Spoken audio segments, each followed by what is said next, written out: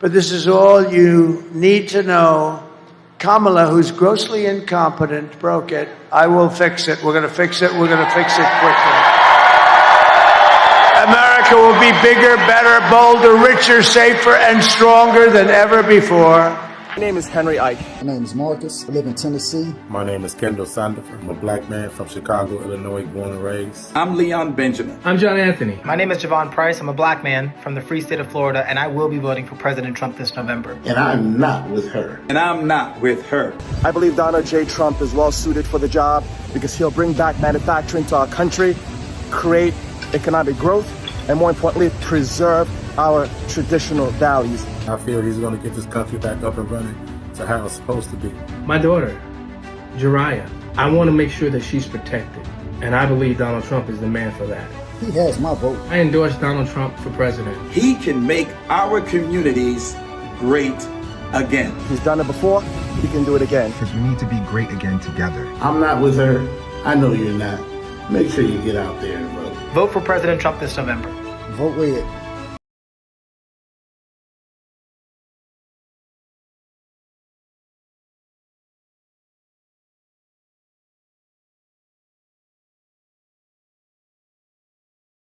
Exposing the abundant hypocrisy of the left. Okay, so today we got some really interesting news, I have to say. You know, it's been a while since we made a video like this. We've got some huge flips. Man, it's been a while since I said that, but like I've been telling you guys, it really feels like the trajectory of this election is following a similar path to what we saw with Joe Biden and Donald Trump in that matchup. Look, it's just the data. Take what you will, I guess, but it's clear that there's a trend here, and that trend is moving in one direction, and that's in the favor of Donald Trump, and it's getting to a point where some of these polls are suggesting that the polling outlook at large might be deeply wrong, and that's creating the opportunity for some serious flips here. Let me show you guys exactly what I mean by that. We got some stuff to get into, so let's roll the tape. All right, folks, so first off, I want to start off with a Senate flip. We've been covering all the polls and all the talks about Kari Lake. The general consensus has been that Kari Lake is not going to stand a chance in Arizona. There's been a lot of talk about her being unelectable, too extreme. She still refuses to back down on her stances relating to 2020, and the Arizona electorate doesn't want anything to do with it. I'm sure you've heard all the talk, all the analysis in regards to the Senate race. It's been poll after poll after poll showing her opponent Ruben Gallego supposedly leading with massive margins. At one point, I think a majority of polls were showing Kari Lake trailing by over 10 percentage points. But now, all of a sudden, according to Data Orbital, the race might have flipped on its head. Take a look at this. I mean, just look at these incredible numbers.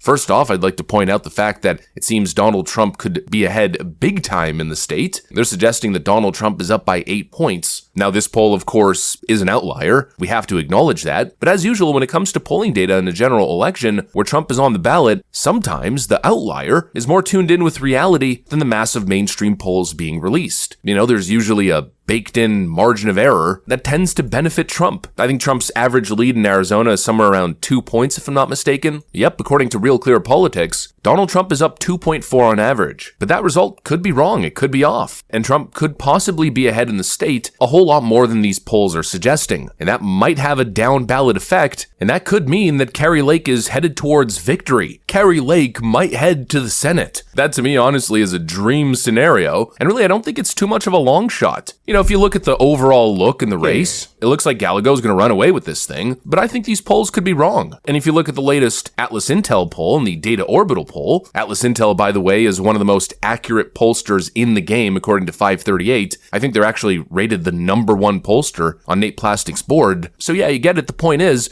we got two incredibly accurate pollsters showing this race in a dead tie. And of course, still with undecided voters. In the Data Orbital poll, 10% is undecided. In the Atlas Intel poll, 4% is undecided. If undecided voters lean Republican in this election, Kari Lake could run away with this thing by a couple percentage points. It's possible. It might even be likely, especially if you're paying attention to the early voting data. Republicans are outpacing Democrats big time in Arizona in early mail-in ballots and early voting. And so if I'm analyzing the polling data, I'd have to say that the Atlas Intel data and the Data Orbital data seems to be more in line with what we're actually seeing in terms of current results than what the average is suggesting or what these left-wing push polls are saying is going to happen. But anyways, that's what we got for Arizona so far. We got some other things to get into. Basically, TLDR, Donald Trump seems to be pushing his lead further and further further in Arizona, and Kari Lake might actually take this thing, to the surprise I'd say to most people. And now to the next possible flip, this might be the biggest news of all that nobody's talking about. We gotta go to the state of New Hampshire, because Real Clear Politics just moved New Hampshire from lean Democrat to a toss-up state. Take a look, folks. The color code tells you all that you need to know. If a state is colored gray, it's officially a toss-up. And right over here, you can see New Hampshire is officially a toss-up according to their average. Now, it might be a little bit of a stretch. I don't think the polling data is there just yet. But what do I know? I think Real Clear Politics is a little bit better at this than I am. And they seem to be totally comfortable marking the state as a toss-up state. You know, maybe it has something to do, again, with the error in polling from previous elections. And the most recent Rasmussen poll that shows the state within 1 point, it's too close of a race. It's become too hard to predict these days, and so boom, it goes into the toss-up column. This is some pretty crazy stuff, folks. The reality here is that any slim margin for the Democrats is no longer safe. It's no longer lean Democrat or safe Democrat, likely Democrat. It's now a toss-up. I mean, they got Minnesota as a toss-up as well. If the Democrats don't seriously show up on election day, they might not only lose, they might lose so bad that they start losing ground in historically Democrat states. And it's not hopium, it's not copium, it's a real reality. It's a possibility here. Democrats just aren't building up the early vote firewall that they need. In other words, they have to show up big time on election day, which isn't something that they've done in the past few elections. Meanwhile, only a small percentage of Republicans have voted in early voting and mail-in ballots, and they are expected to show up in droves, highly enthused to vote on election day. The blue wall might fall. And we've got a lot of indication that this might be the case. This is the last flip that we got to talk about. It's not a state flipping, but it is in a way a historic flip. We've got the Maine student mock election. It's a tradition going back decades where Maine students engage in a mock election. And back in 2008, Maine students voted for Obama at 62%, McCain for 34%. In 2012, 61% Obama, Mitt Romney 33%. In 2016, they voted for Donald Trump at 41.6%, Hillary Clinton at 40%, meaning they predicted that 2016 election win. In 2020, 50% for Biden, 42% for Trump. And now in 2024, this is the result. Not only is Donald Trump leading in the Maine student mock election, he's leading by 11.2 points. That is devastating, friends. And that's a huge flip from the 2020 results from the exact same mock vote. Look, again, not a prediction. I'm not saying that you should get complacent, but it's looking like this may be a historic landslide. It's looking like the large majority of polling data may be completely off the mark, not getting it right, and Trump might run away with this thing, just as the polls were suggesting and slowly moving towards during the Trump-Biden matchup. The longer that election went on, the more it became evident that Donald Trump was going to run away with this thing, that Joe Biden didn't stand a chance, and now we're seemingly moving the same direction. I mean, even Trump hater Frank Luntz is reluctantly admitting that in his mainstream media interviews. Because it reminds me so much of 2016, and I think there are a lot of similarities right now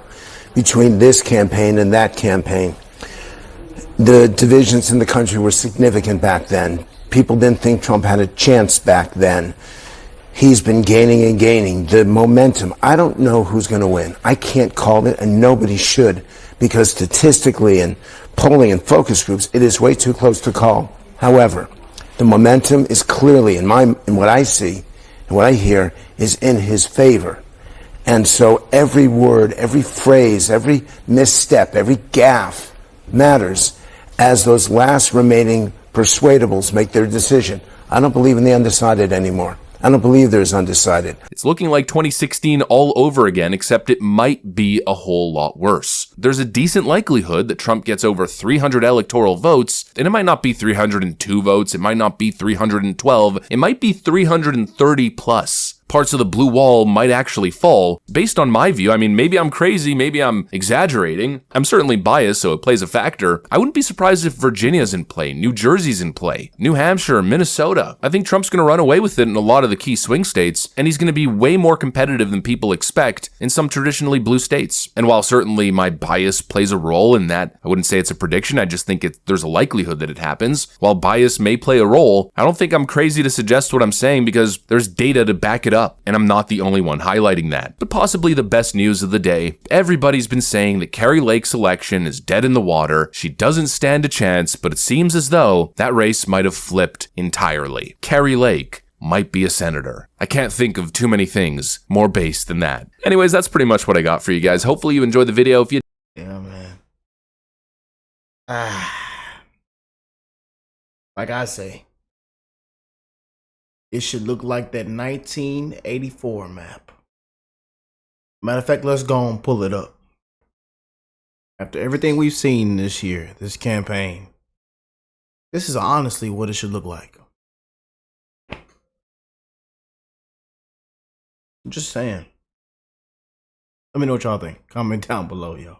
I love y'all, and I will catch you beautiful people in the next one, y'all. Peace and love, y'all.